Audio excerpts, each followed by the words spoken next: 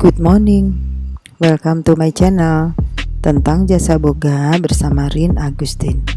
Jangan lupa like, subscribe, and tekan loncengnya ya, supaya tidak ketinggalan video-video selanjutnya. Oke.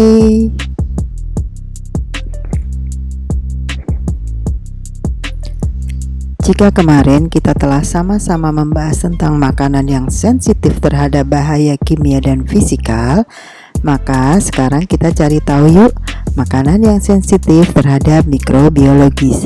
Masih dari sistem keamanan makanan berbasis HACCP. Simak terus ya. Sebelum kita cari tahu makanan apa saja yang sensitif terhadap mikrobiologis, kita cari tahu terlebih dahulu apa itu mikrobiologi dasar makanan. Mikroorganisme bentuknya sangatlah kecil, kebanyakan bersel tunggal yang dapat bereproduksi dengan cepat di bawah kondisi pertumbuhan yang baik. Mikroorganisme ini sangatlah penting dalam industri makanan termasuk bakteri, virus, ragi, jamur, dan protozoa. Penting karena satu, bersifat membantu dan memberikan fungsi bermanfaat seperti dapat menyebabkan roti mengembang. Dua, bersifat merusak karena dapat menyebabkan makanan tidak dapat dimakan. Yang terakhir, bersifat merugikan karena dapat menyebabkan penyakit atau bahkan kematian. Organisme yang ini disebut dengan patogen. Sementara beberapa faktor yang dapat mempengaruhi pertumbuhan mikroorganisme antara lain nutrisi, oksigen, air, suhu, keasaman dan pH, serta cahaya dan bahan kimia. Kita bahas satu persatu ya faktor-faktor tersebut. 1. Nutrisi seperti karbohidrat, lemak, protein, vitamin, mineral, dan juga air dibutuhkan oleh mikroba, hanya saja kadarnya yang berbeda. Yang kedua, oksigen dibutuhkan terutama oleh organisme mikroaerofilik walau dalam jumlah yang sangat kecil. Air diperlukan mikroba untuk tumbuh, namun mikroba tidak dapat tumbuh dalam air murni. Ukuran ketersediaan air murni adalah 1,0, sementara kebanyakan bakteri perusak membutuhkan minimum dalam ukuran air 0,9.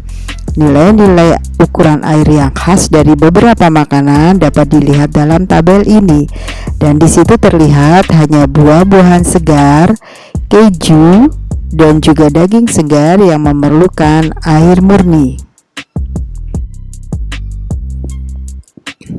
4. Suhu. Mikroorganisme dapat tumbuh dalam kisaran suhu yang luas karena organisme ini tergantung pada air sebagai pelarut nutrisi. Maka air beku atau air mendidih akan menghambat pertumbuhan mereka. Coba kita perhatikan hubungan suhu dengan pertumbuhan dan musnahnya bakteri. Dalam air beku atau 0 hingga minus 18 derajat Celcius, mikroorganisme atau bakteri akan tidur. Ini tahap awal berkembang biaknya bakteri. Perhatikan angka-angka dalam zona merah di mana bakteri berkembang biak dengan sangat cepat.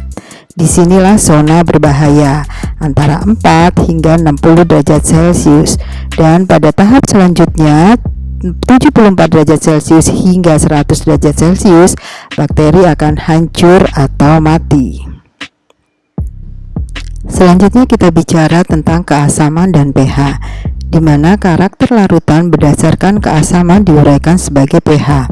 Maka pH berkisar antara 0 sangat bersifat asam sampai 14 sangat bersifat basa. Larutan netral yaitu pH 7, dan ini adalah pH dari air murni. Sementara kebanyakan bakteri memerlukan kondisi mendekati netral untuk optimal pertumbuhan dengan minimum dan maksimum di antara 4 hingga 9. Bakteri apa sajakah itu? Bisa kita lihat di video saya sebelumnya tentang 8 bakteri penghasil racun. Terlampir daftar nilai pH yang khas dari beberapa makanan. terlihat bahwa keasaman pH dari beberapa makanan mendekati larutan netral ini, artinya kondisi pertumbuhan bakteri yang optimal. Maka kondisi ini sangat perlu untuk diwaspadai dengan cara proses pengolahan bahan makanan yang benar-benar matang.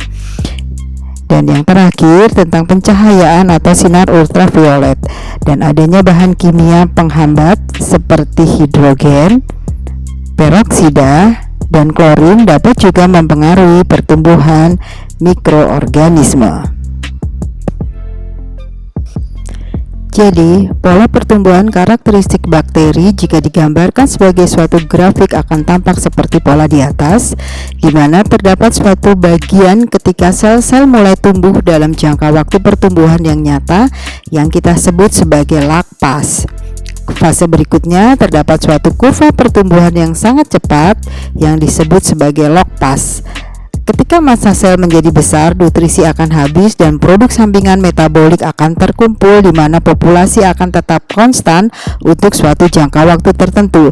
Hal ini disebut sebagai fase diam pertumbuhan atau stationary phase.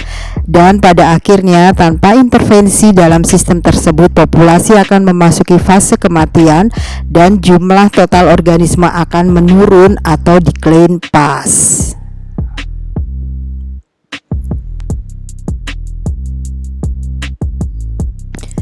Dan inilah bahan mentah dan unsur yang sensitif terhadap mikrobiologis, antara lain daging dan unggas, telur dan produk telur, bumbu, ikan, kacang-kacangan,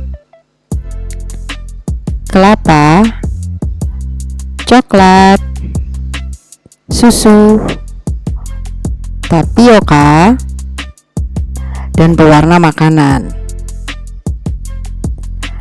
Ada juga jamur, kedelai, gelatin, pasta, sayuran mentah, ragi, dendeng, biji-bijian, mentega, dan keju.